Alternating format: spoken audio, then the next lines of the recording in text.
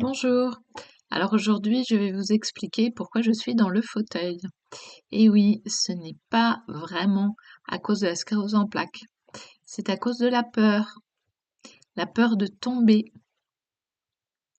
Et oui, je suis tombée en fait il y a maintenant 2018, fin 2018, voilà, à vous de calculer.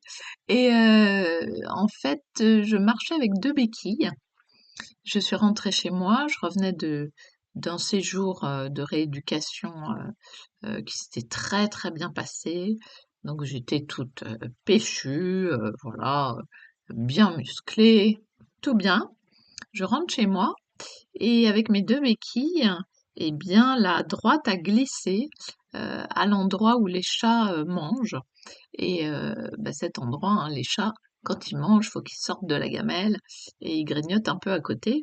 Donc ça devait être gras, je pense, et j'ai glissé. Alors là, j'ai fait un vol plané, c'est vraiment la sensation que j'ai eue. Heu, Impossible de me redresser, de me relever, de prendre appui sur la béquille gauche, et ce vol plané, eh bien, j'ai atterri, donc carrelage, j'ai atterri, sur le menton. Donc c'est pour ça que j'ai cette cicatrice, voilà, que vous voyez peut-être. J'ai atterri sur le menton et là, mare de sang, alors mare, c'est peut-être excessif, mais c'était vraiment traumatisant. Du sang partout, qui s'étalait, qui s'étalait, qui s'étalait.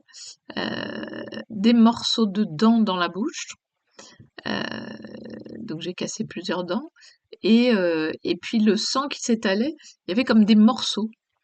Et comme des morceaux. Bon, bref, traumatisme total. J'ai cru que j'allais mourir. Franchement, j'ai vu ma vie défiler et j'ai hurlé, mais alors c'est un hurlement très rauque, très profond, heu, et qui pour moi, n'en finissait pas. Ce hurlement en tombant, et voilà.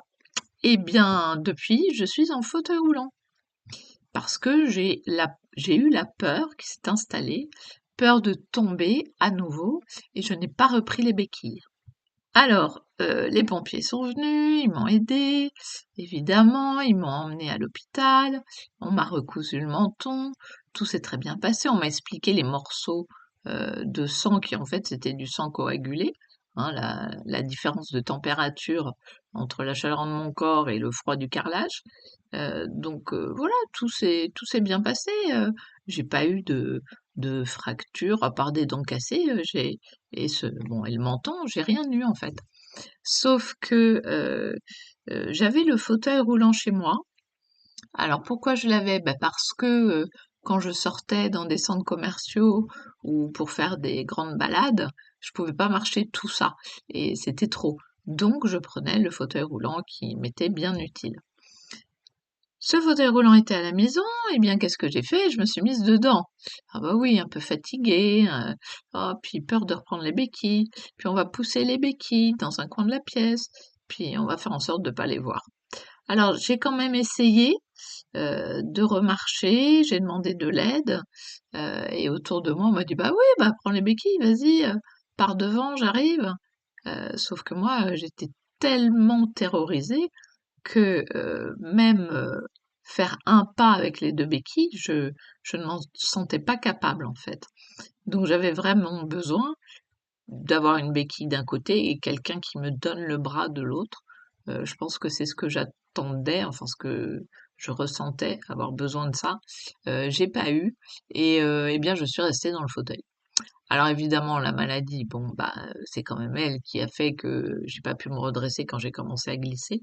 Mais voilà, c'est cette peur de tomber, que j'ai toujours eue d'ailleurs, en fait, dans ma vie. J'ai toujours eu cette peur de tomber. Il y a eu J'ai peut-être eu des chutes, petites. Je sais que j'en ai une, tout bébé, dans des escaliers, enfin voilà, il doit y avoir un passif, de chute.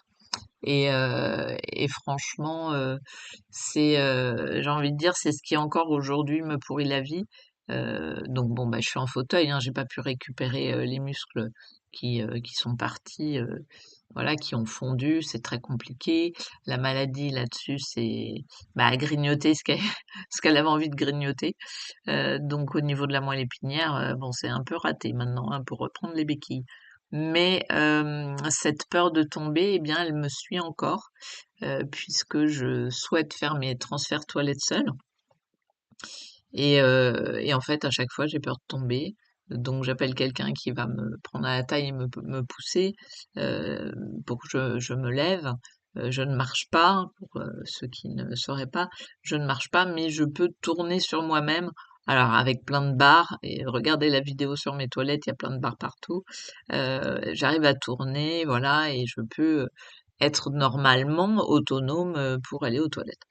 Heu eh bien, cette peur, elle est encore là, elle est toujours là, que ce soit pour me lever du fauteuil ou me lever des toilettes, c'est assez infernal et une fois qu'elle est là et que j'y pense, alors là, j'ai beau dire à mon mental, «Mais non, n'aie pas peur, ça s'est bien passé ce matin», bon, alors là, c'est fini. Je suis, complètement, tétanisée, je suis dans la posture, en fait, à appuyer sur les accoudoirs et mes bras, en fait, se tétanisent et ça, c'est très, très compliqué. Alors vous allez me dire: «Mais pourquoi t'as pas travaillé tes muscles, pourquoi t'es resté dans le fauteuil, après ta chute?» Bon, OK, un traumatisme, quelques semaines et puis on y retourne.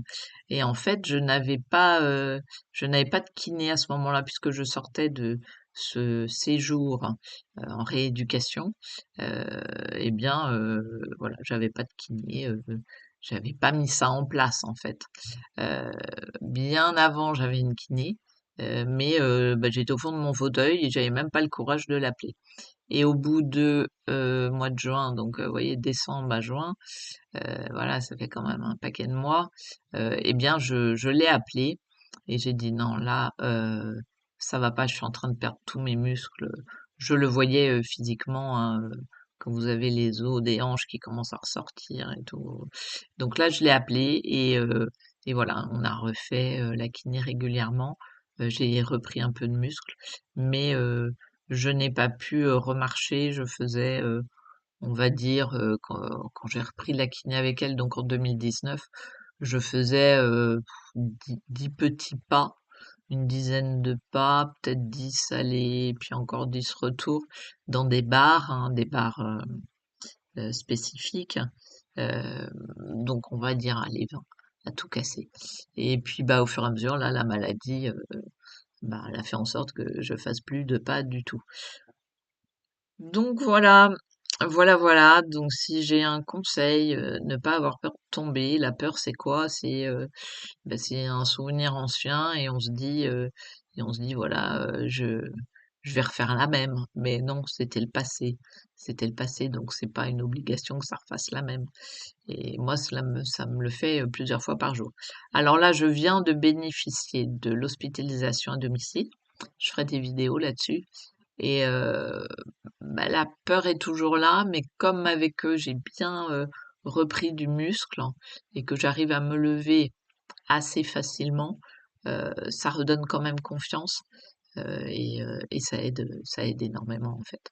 Voilà, retrouver, quelques muscles, arriver à se lever du fauteuil, dire: «Bon, bah, il y a pas à avoir peur, voilà, t'as les bras, t'as les jambes, tu vas pousser et ça va le faire».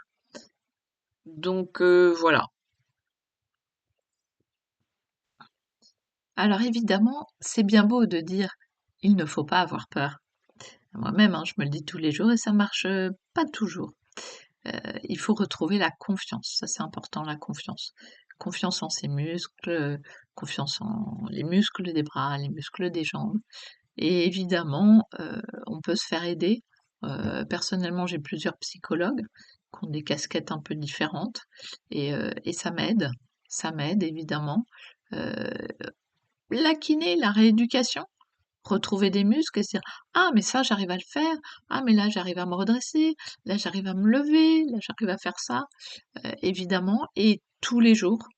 Donc si vous n'avez pas quelqu'un qui vient tous les jours, bah, de vous-même, faites des exercices tous les jours.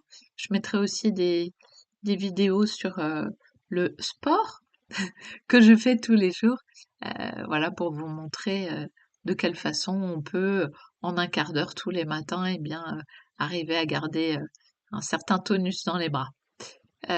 Maintenant, voilà, c'est bien beau, je sais. Je suis la première à voilà à l'expérimenter tous les jours, mais la peur ne sert à rien. La peur ne sert à rien.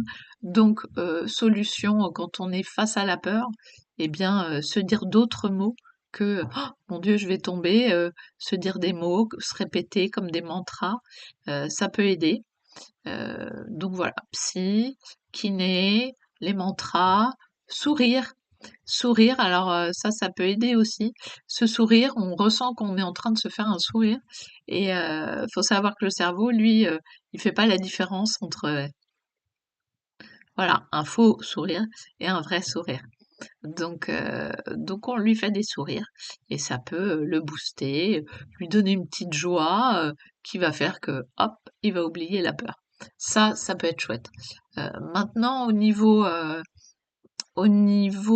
psychologue, il y en a une qui m'a dit quelque chose d'assez juste, que je vous partage, par rapport à la peur. Je culpabilisais aussi d'appeler pour qu'on m'aide. Il y a ça aussi qui jouait. Donc je voulais y arriver, mais bon, quand on est bloqué, on est bloqué. Heu et elle m'a dit: «Mais c'est très bien d'appeler». Bah non, c'est pas bien, moi je voudrais me débrouiller toute seule. Sauf qu'il suffit de checker en fait, si toutes les conditions sont réunies. Si toutes les conditions ne sont pas réunies, eh bien il vaut mieux appeler plutôt que de risquer de tomber. Voilà, donc s'il y a, je sais pas, du talc par terre, de l'eau par terre qui risque de vous faire glisser, si vous êtes très fatigué, si vous avez un coup de chaud, et cetera, eh ben oui, il vaut mieux appeler. Vaut mieux appeler et même si effectivement nos aidants, eh bien, ils donnent beaucoup, ils peuvent eux aussi être très fatigués, bah, on les appelle au lieu de prendre un risque. Donc voilà, ne pas prendre de risques et ne faire les transferts que quand vraiment on se sent d'attaque pour le faire. Donc voilà, pour combattre la peur de tomber, rééducation, kiné, musculation, psychologue, des mantras. Vous pouvez faire en musique aussi, pour alors la musique, pour la rééducation, pour les exercices du matin, pour les transferts. Voilà, tout ça, ça aide énormément. Petite parenthèse sur la rééducation. La rééducation que j'ai faite avant de tomber, donc en 2018, elle avait duré à peu près 4 mois et j'étais en HDJ. HDJ, ça veut dire hospitalisation, pardon, de jour, c'est l'acronyme. Heu, voilà, donc on y va, la journée ou qu'une matinée ou qu'une après-midi. On n'est pas obligé non plus d'y aller, 5 jours semaine. Moi, j'y allais 3 jours semaine, les 2 autres jours je travaillais et franchement, incroyable. Donc au début des 4 mois, je faisais 60 mètres de marche, périmètre de marche avec mes 2 béquilles et quand je suis sortie 4 mois après, 360 mètres de marche avec mes 2 béquilles. Voilà, donc j'avais, augmenté mon périmètre, d'une façon incroyable. Bon, le dernier jour, voilà, patatras, je suis tombée et après j'étais en fauteuil. Mais c'est pour dire que franchement, la rééducation, c'est top. C'est top. Donc si vous pouvez, faites un séjour comme ça. Alors, ça peut être en pension complète, si je puis dire. Ça peut être hem, hospitalisation à domicile. Voilà, il y a 3 formules. Voilà, 3 formules. Si vous l'allez en HDJ, hospitalisation de jour, faut être autonome. Faut être autonome, ils peuvent pas, mettre quelqu'un, pour vous aider à aller aux toilettes, pour vous aider à manger. Voilà, là, ils vont vous dire: «Non, c'est hospitalisation complète ou hospitalisation à domicile». En tout cas, peu importe, la rééducation, c'est vraiment top et ça ne peut qu'aider. Au niveau musculaire, faut savoir que les muscles, au bout de 8 heures, commencent à fondre. C'est imperceptible, mais ils commencent à fondre. Donc, c'est bien fait, hein, la nuit on dort, au bout de 8 heures on se réveille, on remet tout en marche et on remuscle en fait bah, tout notre corps. Sauf que quand on est en fauteuil et qu'on a donc eh bien des mouvements limités, voilà, faut absolument les travailler. Donc n'hésitez pas pour tout, pour n'importe quel geste quotidien, voilà, à faire votre maximum pour muscler bien. Moi, je sais que par exemple, au niveau des repas, je me donne comme objectif de manger seule jusqu'à la fin du repas, voilà, et d'utiliser ma fourchette ou ma cuillère ou les deux jusqu'au bout. Bon, le couteau, je peux plus l'utiliser, mais voilà, c'est vraiment des petites choses comme ça le soir, le midi et le soir. Mais le soir, je suis plus fatiguée. Me laver les dents et me dire là, j'appelle personne. Je veux pas appeler. Je vais me débrouiller toute seule. Et bah mine de rien, ça fait travailler. Si pendant une semaine je ne le fais plus, je vais perdre. Je vais obligatoirement perdre des petits muscles quelque part à des endroits où on n'imagine pas. Mais voilà, c'est vraiment très très important de se muscler régulièrement et ne serait-ce que, vous voyez, ce mouvement-là, se redresser, c'est rien, mais on a tendance à un peu, voilà, se laisser aller vers l'avant quand on est dans un fauteuil. Donc se redresser, se tenir droit, voilà, et on fait le mouvement plusieurs fois. On se redresse dès qu'on y pense dans la journée. Enfin voilà, tout va concourir à renforcer les muscles et à donner davantage confiance. Et après, eh bien, ça va mieux si on a des transferts ou autre chose à faire. Voilà, eh bien j'espère que cette vidéo vous aura intéressé. N'hésitez pas à mettre un pouce si vous avez aimé et puis n'hésitez pas aussi à vous abonner à ma chaîne YouTube ou à me suivre sur ma page Facebook. Au revoir.